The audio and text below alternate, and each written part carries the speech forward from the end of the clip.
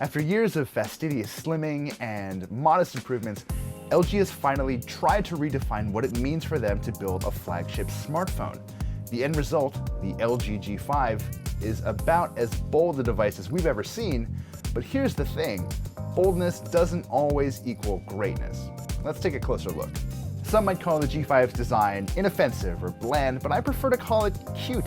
It's got rounded edges and it fits nicely in your hand, and it's an all-metal body, although it's pretty easy to mistake it for plastic sometimes. It does have a removable battery, lasts for about 9 hours in our standard video test, and the whole thing's pretty easy to break down and repair if things do go a little haywire. The screen's actually pretty good too, if maybe not quite as good as I was hoping. It does have a 5.3-inch IPS LCD running at Quad HD, so it's very crisp. It's also a little brighter than last year's G4 screen. That said, colors do come off a little low-key, especially compared to some of the phone's bigger competitors out there. Now, one department where LG didn't skimp is performance. Between the Snapdragon 820 chipset, 4GB of RAM, and LG's light UI touches on top of Android 6.0.1 Marshmallow, this thing runs incredibly smooth, and in practice, I'd say it feels even faster than the Galaxy S7 and S7 Edge.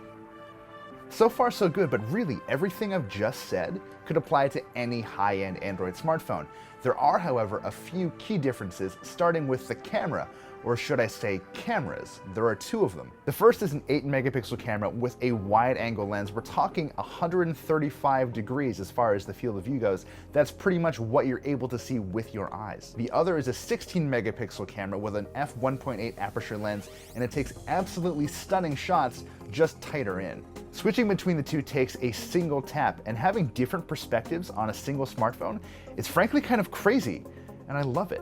Here's the thing you've got to remember about the G5 though. It's not just a smartphone, it's the center of an ecosystem. LG and a few partners have made what they call friends, or accessories that expand what you can do with the G5, connecting to it either wirelessly or, more fascinatingly, directly into the bottom of the phone. That can be a little tough to wrap your head around too. You wrap your one hand around the battery, the other around the chin, and snap them apart, and the first time you do it is probably going to be terrifying, and no, you're not alone. Everyone feels that way. So far though, I've had really good luck keeping the whole thing in one piece. There is, however, a downside. LG is the first company who's made a modular flagship smartphone like this, and they deserve some credit for it, but some of these friends just aren't really worth using. The most useful so far has been LG's Cam Plus, which is a grip that plugs into the bottom of the G5 and gives you not only additional battery life, but physical camera control, so a shutter button and a zoom dial, and a video record button. They're nice things to have, but they've never really helped me get a significantly better shot. It's sort of cool, I guess, if that's your thing, but it's a gimmick.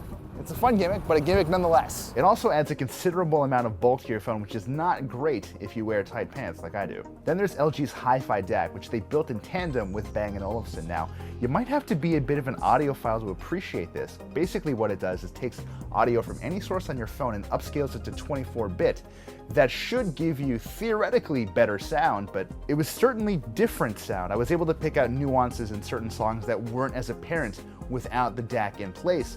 These two friends are just the tip of the iceberg, but they're pretty emblematic of the kinds of problems we might see with other G5 friends in the future. I do wish, for example, that the G5 had some sort of auxiliary battery inside the phone, so you wouldn't have to lose power and restart when you pop in a new module. At the end of the day, the LG G5 is an undeniably capable, powerful smartphone. But if you buy one, you've got to remember this. Buy it for what it is now, not necessarily what it could be in the future. The whole thing will set you back about $575 for the phone, although that price can jump dramatically once you start factoring in those friends.